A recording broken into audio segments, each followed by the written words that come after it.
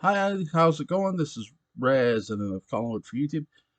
Back with another read along review for you guys. I'm here to continue my read along review of To Benight and Beguile, written by John Philip Betancourt. Book 3, Chapter 2, The Haunting Truth. Welshport Hope Hospital was a buzz with activity despite its small size. Jacob Lord had survived the mysterious shooting the night before.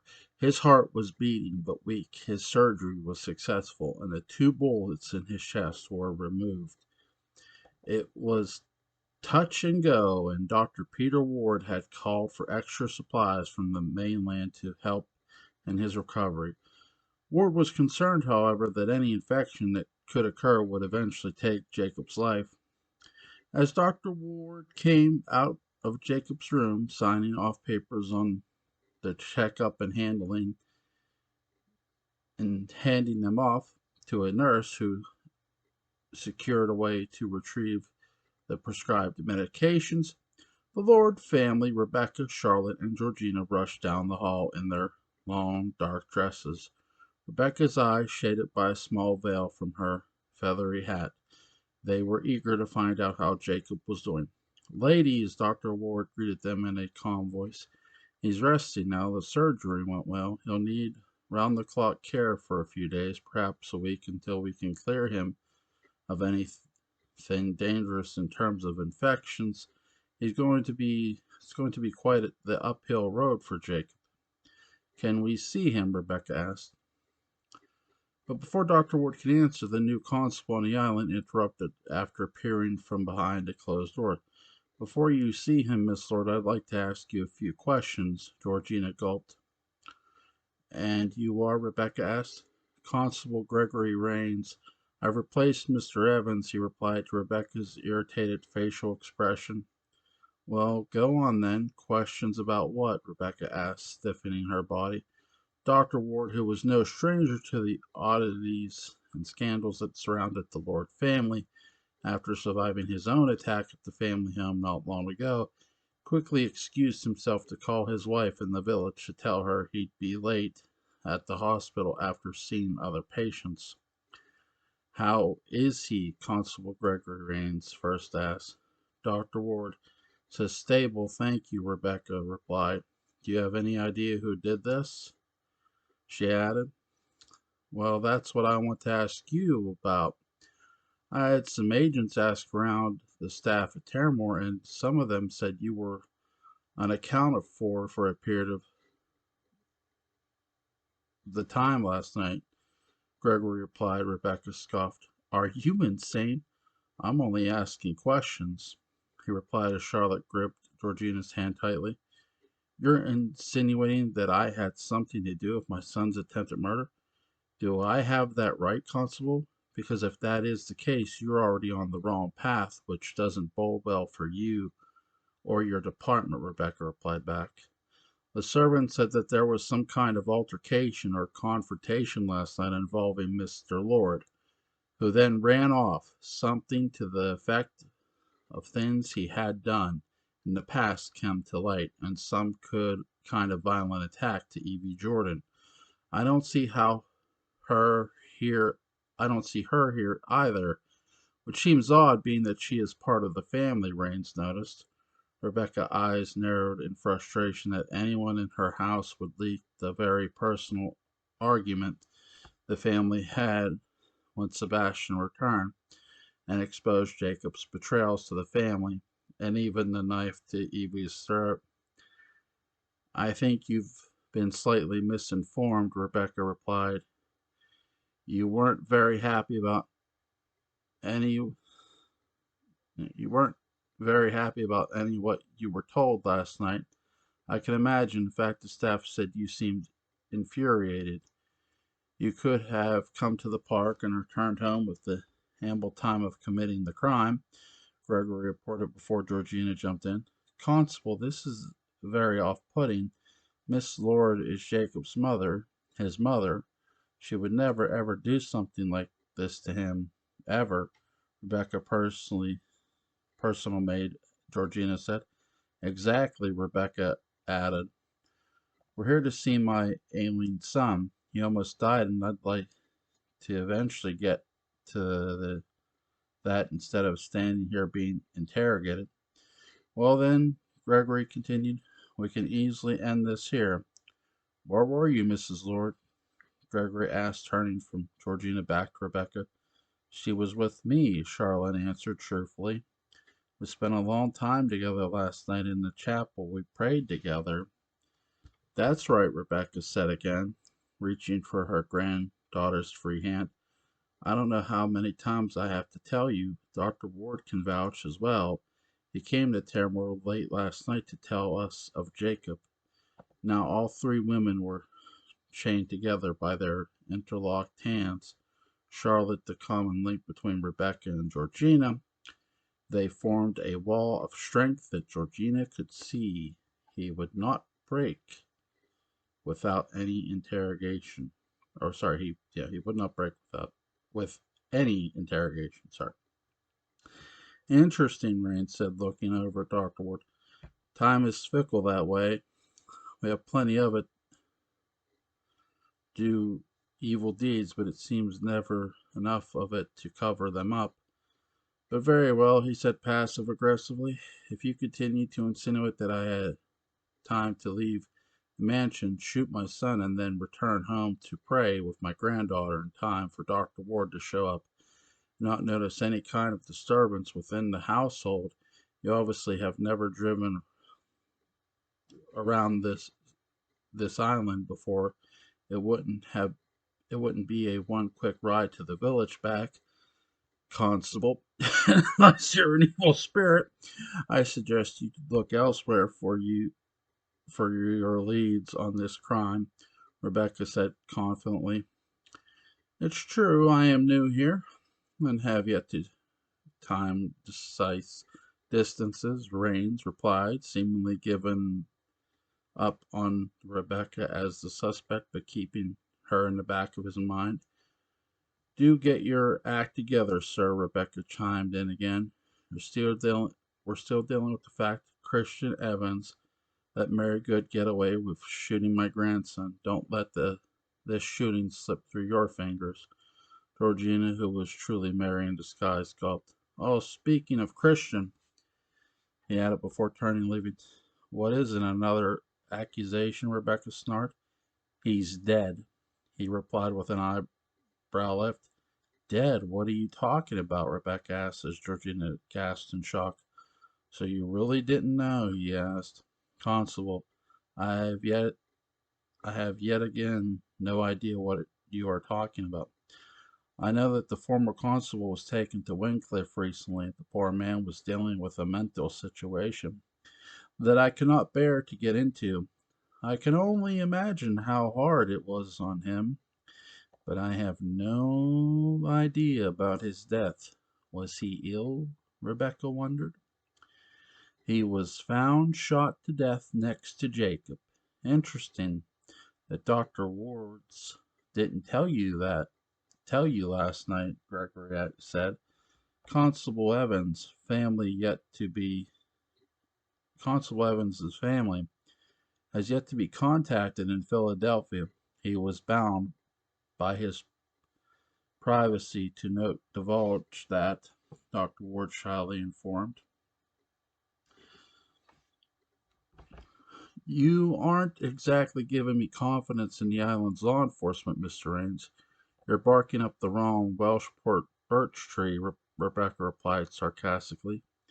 In an investigation, man, we go along the best source of information that we receive. And your family's fight the night Jacob was shot seems contuous enough that perhaps would lead to a suspect under his room. It's actually very plausible, he explained. Rebecca rolled her eyes. So tell me, why was Evans there anyway? Wasn't he supposed to be at Wincliffe? Apparently, there were there were in a fight in the park just before the murder came up and shot them both. Jacob survived, Christian did not, Gregory said, filling in the woman. I'll leave you to your ailing son, he added just before tipping his hat and setting off down the hall in the hospital into a flurry of busy nurses in their long dark dresses and white aprons marked with the large red crosses. Georgina looked at Rebecca, who was clearly concerned about what was going on. The trouble inside their family seemed to amounting daily. Now whoever attempted to take Jacob's life was also guilty of taking Christians. A murderer on the island had two victims on their checklist. A truly strange and bizarre set of events. Miss Lord, a nurse said softly, we'll need you to read and sign off on these forms. Rebecca nodded, and Georgina followed suit, allowing Charlotte to sneak off into her father's hospital room where they'd finally be alone. As Georgina stood as if she were on guard next to Rebecca, as she sifted through the hospital papers with the nurse, Charlotte snuck off back down the hospital corridor, and slid into Jacob's room. She stood at the door in the room that was dimly lit. It smelled so clean and fresh. He lay there, skin ashen and pale, fresh from surgery. She looked at her father, sleeping calmly, and couldn't believe how kind he looked, innocent even in his slumber. His hair was perfectly combed, thanks to the kindness of a nurse. His left arm carefully folded up to his stomach, while his other arm lay on his side, injected with a fluid to keep him healthy while he slept. Charlotte walked toward her father carefully, as if she were too scared to wake him. She pulled over a small stool that was next to the bed and stood over her father. And then, in a split second of a time, a light from deep inside her chest began to appear. It was white, circular, and burning hot like the sun. The white light from inside Charlotte's chest began to grow as it flew out of her, bigger and bigger into the room, illuminating everything inside. As it grew, it began to take form of a woman in white. It was Sabrina. Charlotte's eyes started to stared at her dead aunt, the spirit that lived inside of her, and saw that Sabrina was now glowing in the same light standing over Jacob's sleeping body. Sabrina's hair was flowing as if a breeze was blowing in from the closed window. Her white dress, too, seemed to be flowing in that same mysterious breeze.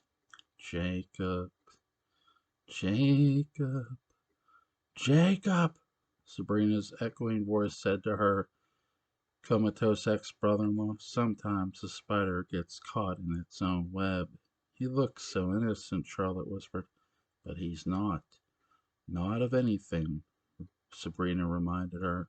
We tried to make sure he didn't hurt anyone else, and look what happened. Someone ended up trying to destroy him when we couldn't, and yet again the snake survived.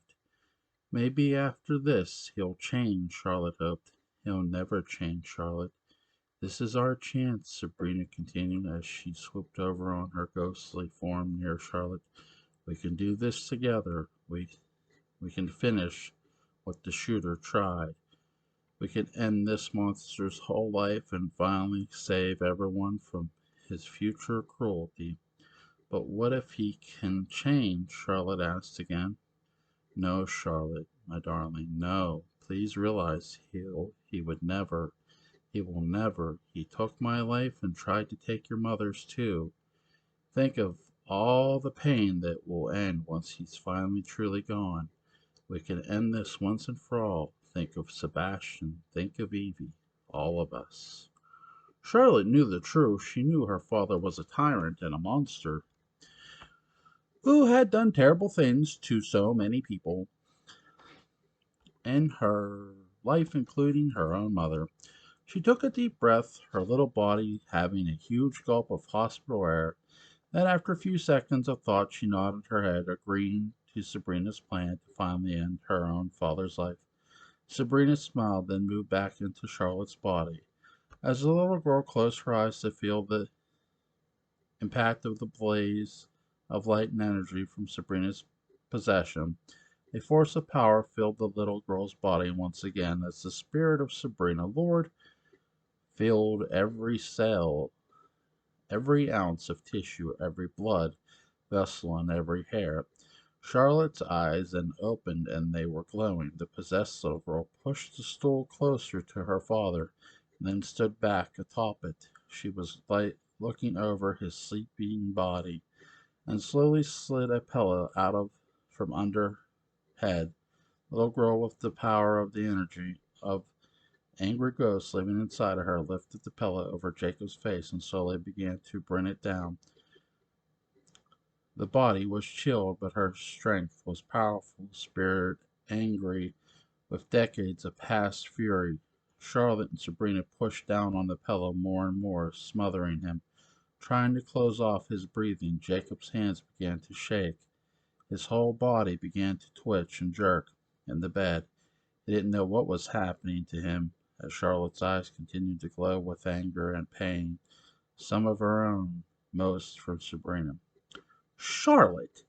Georgina screamed from the door as she quickly closed it behind her. Hearing Georgina's voice snapped Charlotte out of her trance.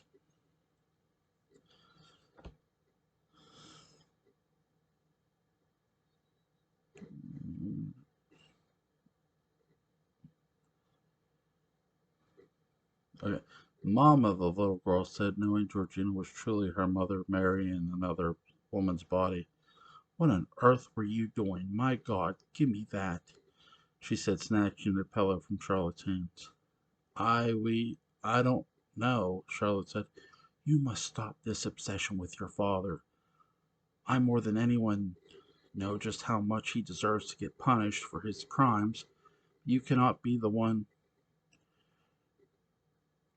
to do it. Do you understand me? And tell Sabrina that too, Georgina said, revealing she knew what was really going on. In fact, she had her own frightening encounter with Sabrina the night she shot Sebastian. We only wanted to right the wrongs he did, Charlotte said, her voice weakening from the possession.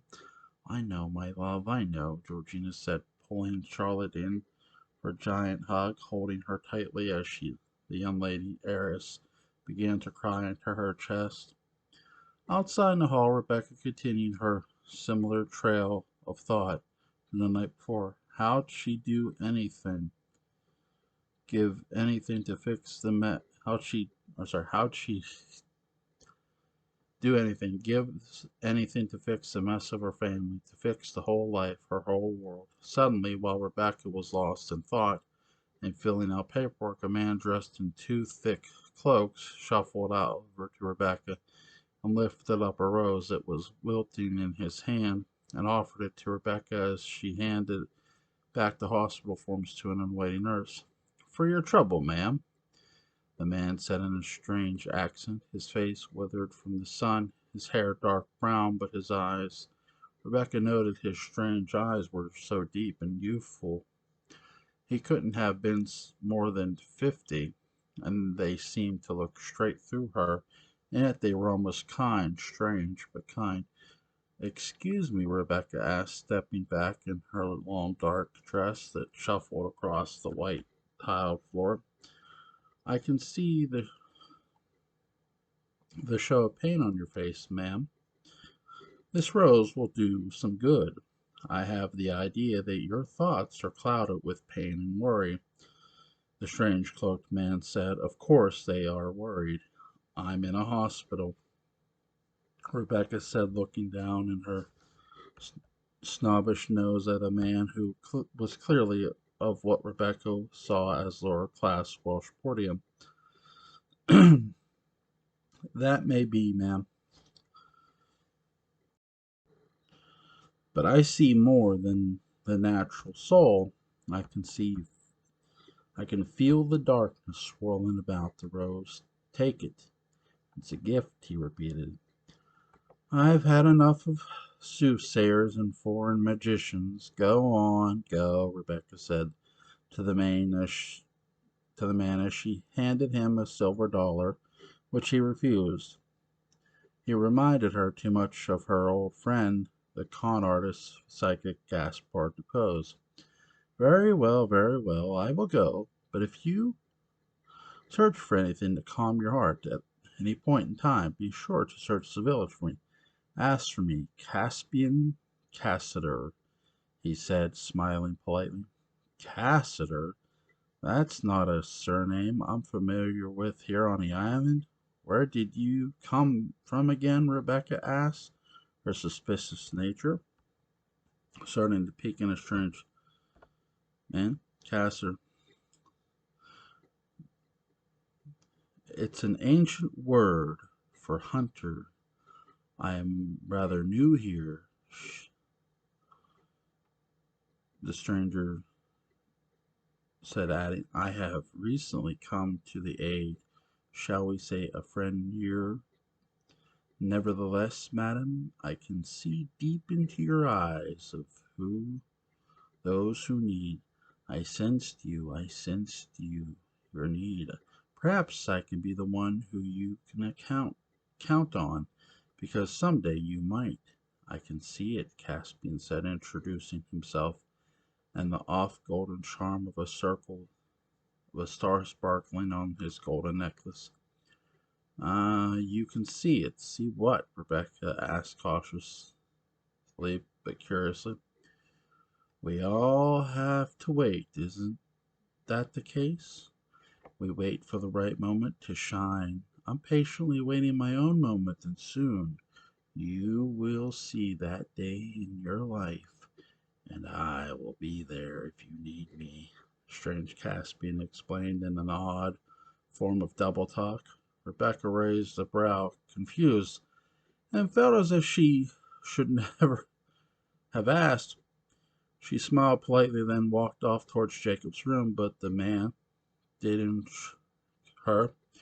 His mystery, his deep dark eyes, the words he spoke were odd, but she knew these fortune tellers and soothsayers sometimes used off sentences to get a good hot dollar.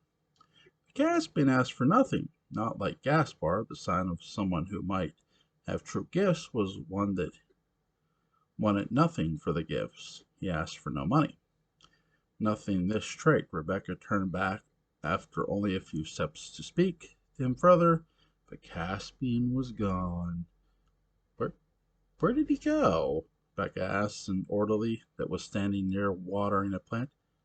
He looked around. Who, ma'am? That man, the man standing here I was talking to. The orderly looked around again and shrugged. There was no one here, ma'am. Just you and I.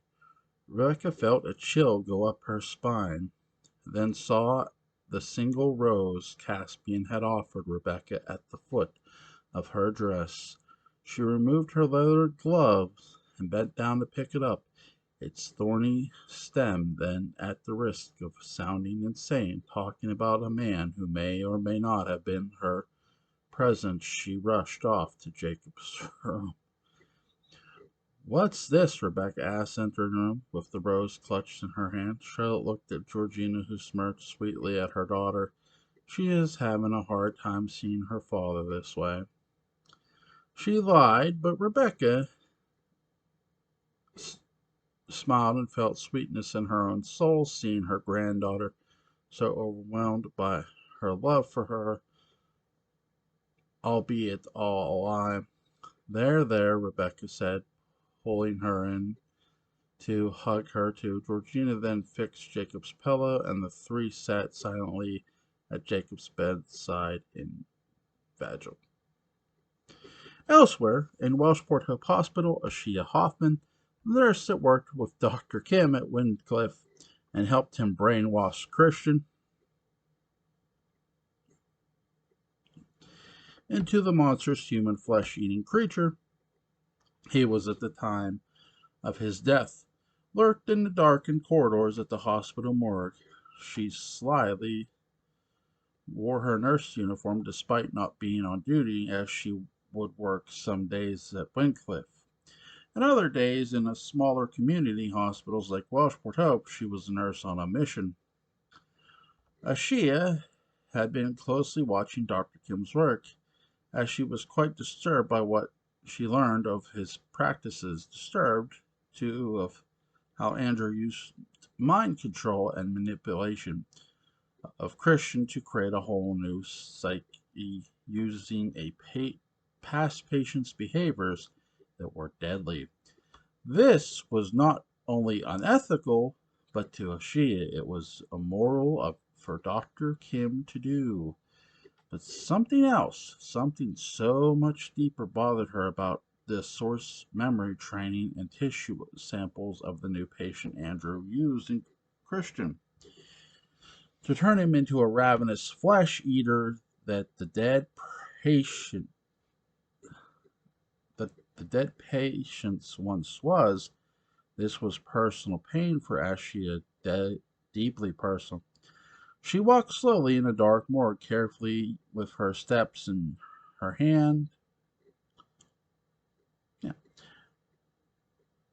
in her hand, a lantern, lit her way through the stainless steel maze of tables. Suddenly, a flurry of noise gathered in the corridor in the darkness. She gasped and turned, dropping the lantern in the ground. Ashia quickly fell to her knees, fear grabbing the lantern, and seeing it was only a mouse huddled in the corner of the morgue, hoping she'd drop a morsel of anything to fill his mouse belly. Ashia rolled her eyes and got back to her feet and turned back around to the darkness as the light from her new dented lantern shone to the back of the room. She found what she was looking for. She scurried over to the table just as quick as the mouse did to the corner of the back of the room and saw the white sheet covering a person on the table. It was Christian's body. She slowly pulled the sheet back, revealing his pale, gaunt face. He was handsome, she thought. Somehow he lost his way and fell into the snare of Dr. Kim's cruel plot to use him to take care of Jacob. This shouldn't have happened to you. It never should have gotten this far. I should have stopped it when I had the chance. And it's not the first time Kim has done this. It's finally time I do what my father should have done to Kim before he or she has said to Christian, but paused before finishing. She then put the lantern down next to Christian's face and pulled out a syringe from her apron pocket. She rolled Christian's arm over, revealing a frozen blood vessel under the gray skin, and injected him with a large amount of yes. Then she removed the glass of the syringe and added another with the same liquid, injecting him again, and then, when that emptied, she did it again with another and another. Then she pulled out a separate group of syringes. They were filled with serums, portions, and various vials of adrenaline to jumpstart the tissue of Christian's weakened heart that, if they worked, would bring him to life. It was experimental, never done before. It was a gamble, but one she had to try to get what she wanted in the end. This gamble of Christian's life had everything on the line, even her medical career. As she patiently waited to see if it had worked, waiting for any sign of life, she looked down in her large white pocket and counted all 8 syringes that she had brought to bring Christian back to life. The clock was ticking. Every minute counted. This had to work. Later in the later that late afternoon, as the dust settled at Welsh Porto, Evie rearranged her room. Now that she was back at the halls of Terramore House, her things had been placed up in the chariot covered in white sheets to shield from the mold and cool sea air and the dust and dander of the centuries-old house built by bold ancestors. As Evie and two male servants scurried several trunks of her things, Celeste Davini walked up in with a giant grin on her face, but carefully but careful to hide her ever-growing baby bump. "It's so glad to have you back. I can't say it enough," Celeste said, rushing over to give her best friend a hug. Evie smiled and squeezed her friend back, feeling Celeste's baby bump press up against her. "I think that everything finally seems to be working out. Thank goodness, even though that was not the way I wanted my life here on the island to go. It seems that finally some good seed has sprouted in this crazy garden," Eva said, ignoring what she felt press up against her. Celeste frowned for a second. "Well, are you sure about that? There's no doubt that I'm happy you're here and safely away from the dreadful Windcliff, but do you really think things are getting better, Sebastian?" "Well, what about Sebastian?" Evie took Celeste by the hand and took her over a large blue velvet love seat that was behind in the light from the large checker grilled window of her room. As the two sat, the crossed pattern of the window shadowed their two beautiful faces. Evie sighed at the thought of what her beautiful husband had become. "The irony is, I wouldn't want it any other way, which is to say, I'm trying to be look on the bright side. Sebastian is alive. I wish things never had happened as they did, but the alternative is that he could be dead. I can't stand the idea of that," Evie confessed. "Are you prepared to share your life with him in the way he is now? His condition is well peculiar," Celeste added as she was only told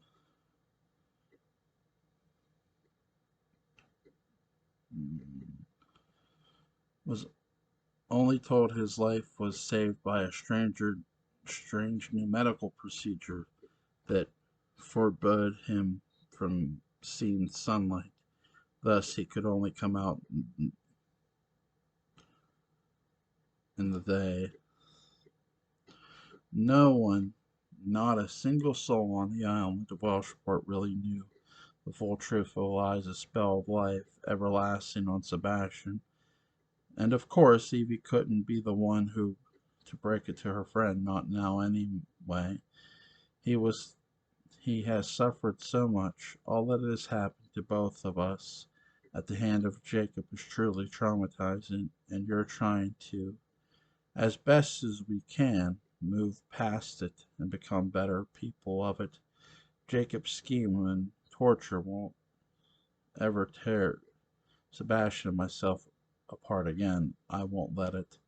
Celeste smiled politely, if not nervously, as she too had been a victim of Jacob's twisted schemes. In fact, her baby, their baby, was the fruit of the proof of his evil and twisted games with her. Celeste squeezed Evie's hand tightly, as if to show a forceful solidarity, and kissed her on her cheek. "I'm here for you. I will always be here for you, and whatever happens from here on out, you will never have to worry. I think we've all learned our less about lesson about Jacob Lord," Celeste said. "You know, sometimes I think that something in his life made him the way he is. Something a long time ago, maybe in his childhood or absence, came and made Jacob's mind split and created this awful person full of hate and anger and jealousy and, well, evil. At least that's what I want to believe, because at least that way we can hope that he will he is going through now will change him. Otherwise, he was born with this ingrained in him. Then nothing would change him, not even two bullets to the chest." Celeste took heart to Evie's words. They were almost as wise as any old truth-telling soothsayer from the village that read people's palms or spoke to ancestors alive, only in their spirit form. It frightened Celeste too, knowing that she was bringing a child into the world with a man that diabolical, but it was the choice she made, and she would live with it, just as Evie would live with Sebastian now in new form.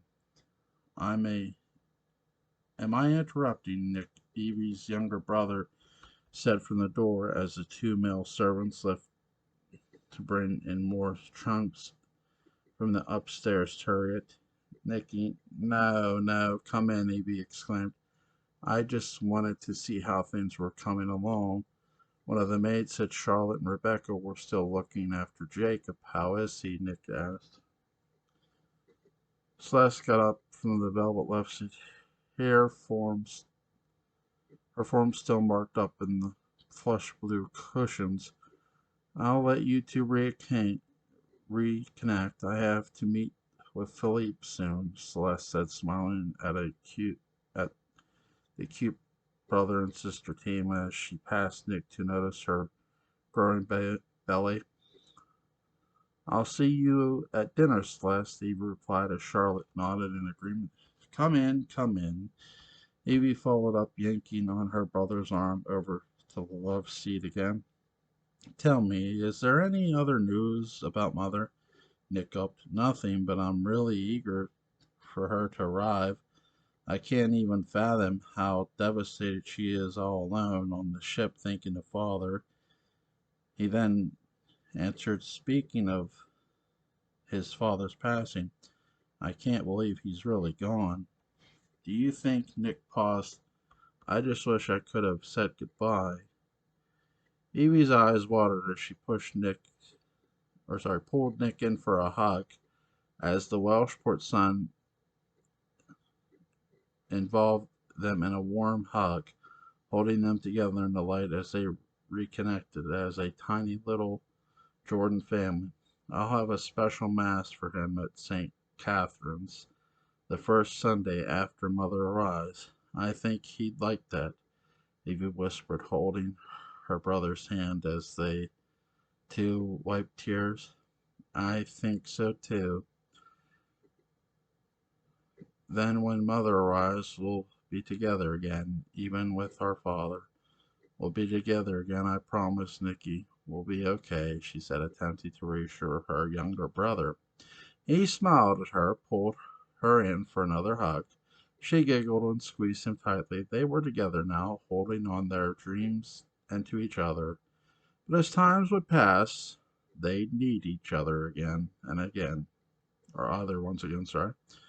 Sooner than they would ever think. Over in the village, Matthew Winterbourne was preparing a bag before he left off to sea for another round of fishing with his fleet. He carefully folded a thick, warm sweater and a change of undergarments before he slipped into the dark boots and buttoned up his blue flannel shirt that would help shield him from the icy Atlantic sea wind. As he carried his bag out into his small apartment living room,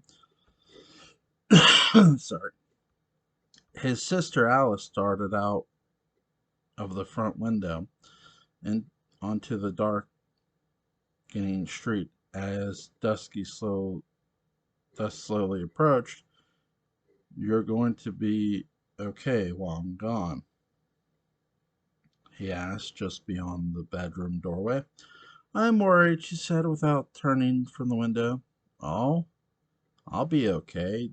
Done this trip a million times, he smiled. She then turned in her dress that seemed to shimmer in various tones of dark green, like a fin of a deep-sea creature. I don't mean you. I know you'll be okay. The ancestors tell me you'll always be okay. The sea is in your blood. You're safe there, Alice said, smiling. It's Evie I'm worried for. Evie, she added. Evie, why? Last night I dreamed of a dark place. A very dark place. It was a sign of things to come. I can see it in every bone in my body, Alice warned. Alice, please, Matthew began as he rushed to her side and grabbed her hands. I need you to stay away from the from Terramore. Whatever you do, stay away from there. If you want to see your friend, have her come here. Will you do that? He pleaded. Alice took her hands out of her brother's grasp and smiled politely. She nodded, agreeing that she'd stay away from the home of the vampire. The man they both knew was alive and well in flesh and bone, but something in Alice told her she couldn't just let go of that fact. He, the man she dreamt of in the black dog of the darkness, was pure danger. Her dream was an omen. I have to be sure she's safe, you know that. I can't just let him be around her without checking on her, Alice said. Alice, listen to me. I'll be gone for 3 days, out to sea, and I don't want you to do anything until I get back. No matter what your dream, no matter what signs the spirits of our ancestors tell you, no matter what the earth tells you to do nothing, ordered, holding his sister in place at shoulders and looking locking eyes with her. Alice took a deep breath and sighed, agreed to let her dream go. For now. The sun had set 3 hours before. The crows were now nestled in their nest above the birch and oaks that surrounded Terramore House, especially in a large plot of those trees that shaded the western part of the mansion. The most most of the family rarely went into. In this western wing was a smoking room and a small library. The room was used decades ago by Albert Lord at his private office. It was smaller than the main smoking room on the second floor in the east wing. Two of its four walls were filled with the ceiling to floor of books, creating the V-shaped corner of literature's greatest treasures. When Sebastian was not at Lockwood Thicket, he chose this side of the mansion to stay in when he came to see Evie. He found solitude here. He found peace here, but most of all, he found the darkness here. It was the least sun would touch, as it set on the western horizon of Welshport Island. As the sun dipped below the green hills of mainland Maine, Rebecca arrived in the western wing of a candle burning in her hand and two orbital glasses tucked under her arm. She stepped up the thick wooden door of the private quarters where Sebastian had slept the day and knocked loudly. The echoing of the knocks had barely vanished into the rafters of the high ceiling of Sebastian's private part of the family home before he opened to the door to his grandmother Rebecca. We should talk, she said, as he voice echoed just as her knocks did. Sebastian lifted a brow and stepped aside, allowing her and her large black dress with the sleeves that were attached and made gloves covering her hands, and like a black blob of satin and chiffon. To what do I owe this early evening visit?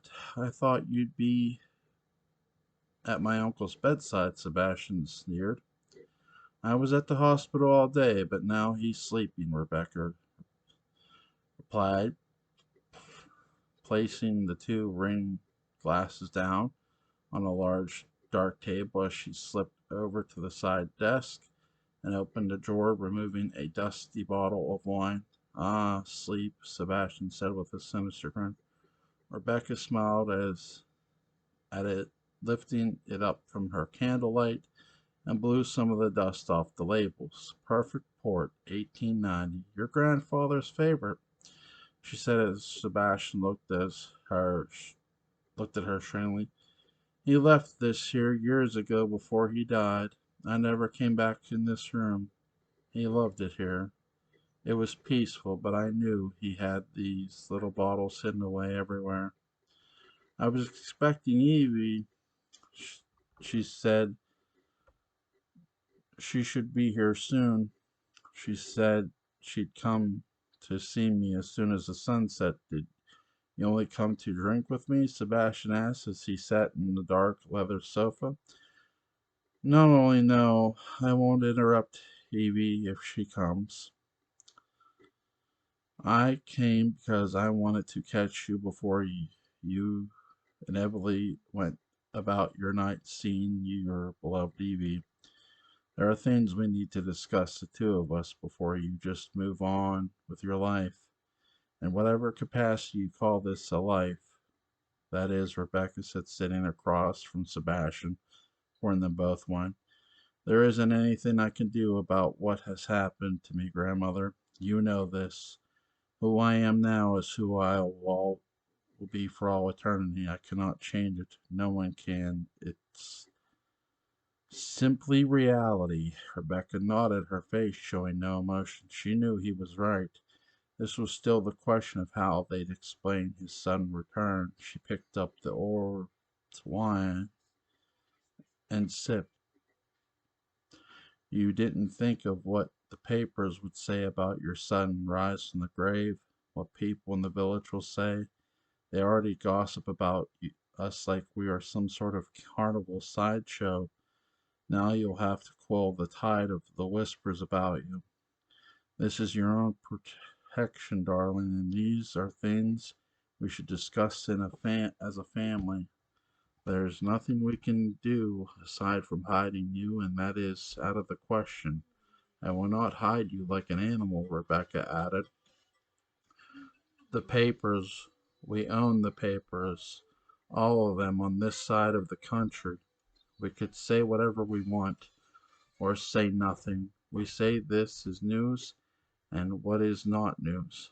Or we can be more creative, Sebastian said, seemingly more diabolical of the mind than Rebecca could remember. You seem confident in that, his grandmother replied.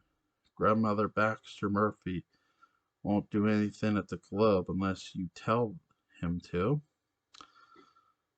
You know that, Sebastian added, motioning the editor of the Welshport Globe by name.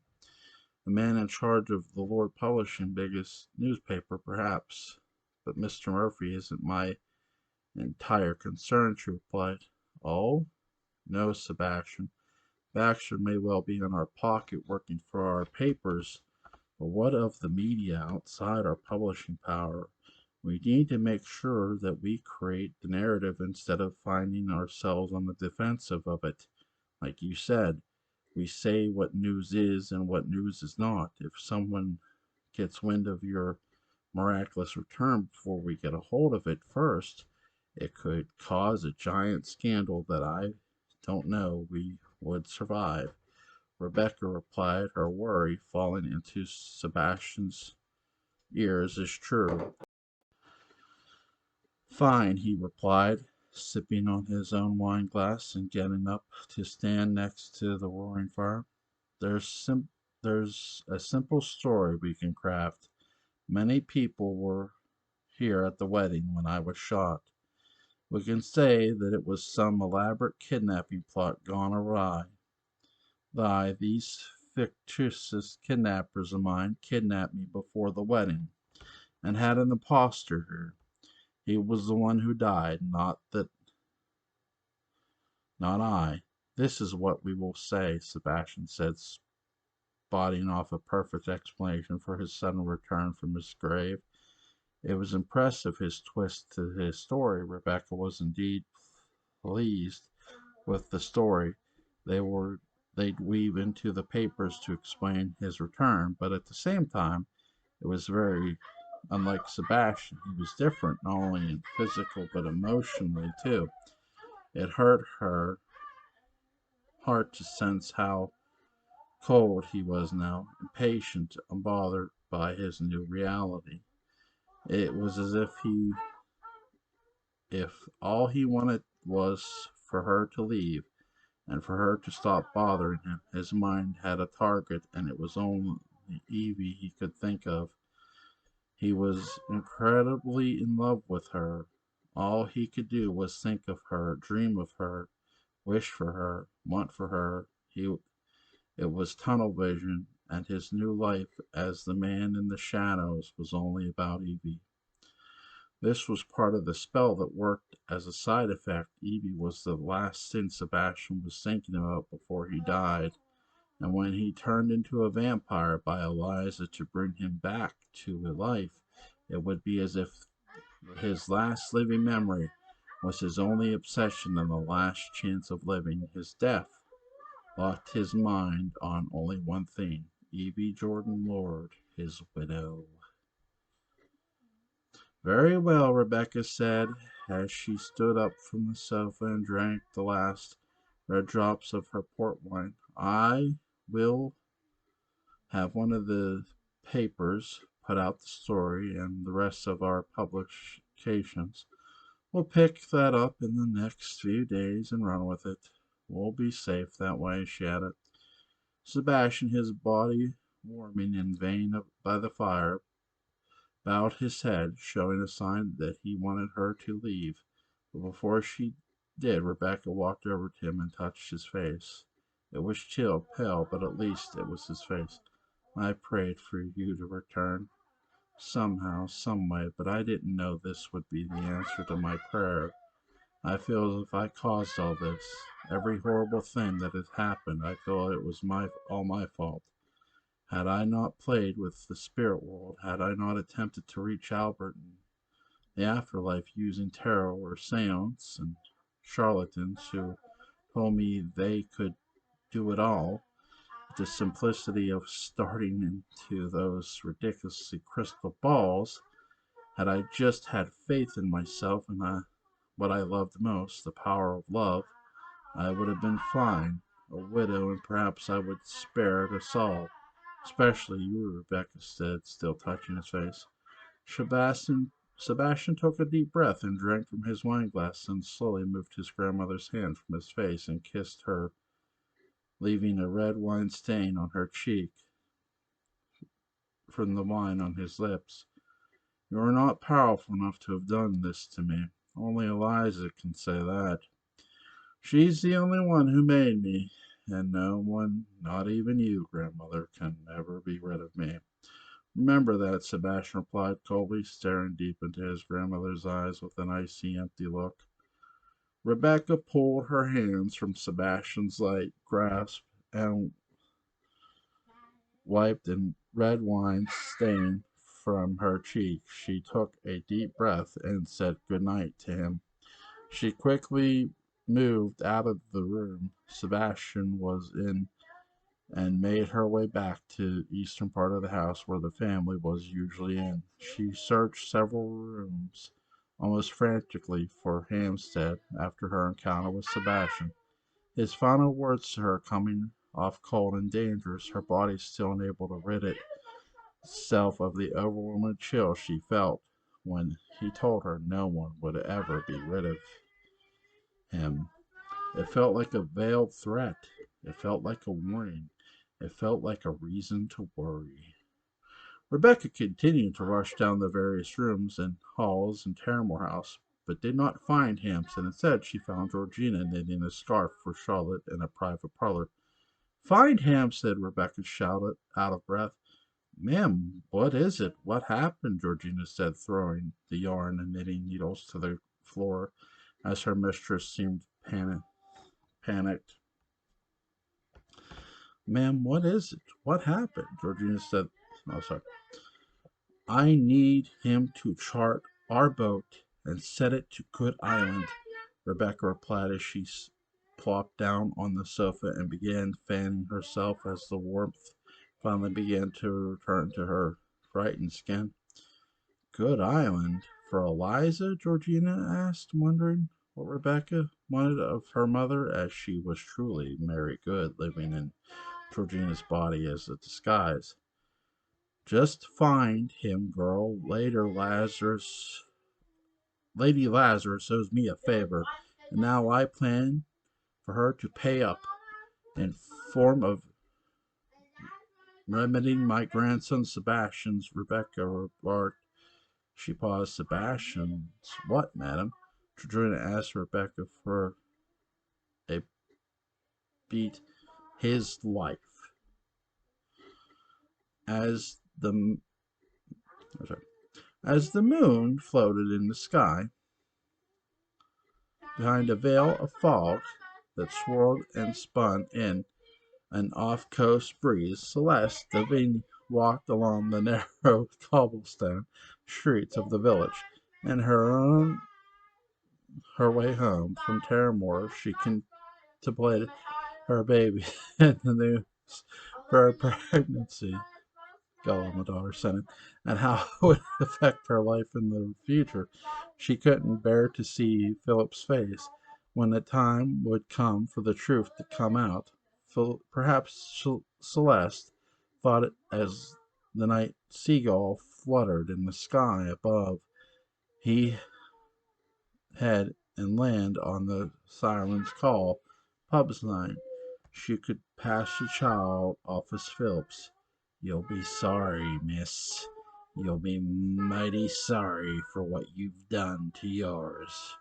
Drunk man said, slobbering on himself as he was thrown out of the siren's call, startling Celeste. What? She asked, confused about his words. I see you for what you are. I see you for what you are. I see you for what you are, he kept saying, drunk and smelly as he waddled his way down the street into the night.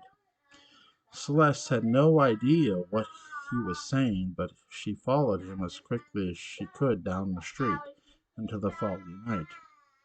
She could not see him in the dark, and the gas street lamps had been burned out, but she could hear his footsteps and his echoing drunk voice.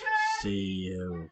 I see you, the drunk man said, invisible to her eye. What do you see? What are you talking about? She replied into the dark, not knowing what she felt, so complied to follow the stranger.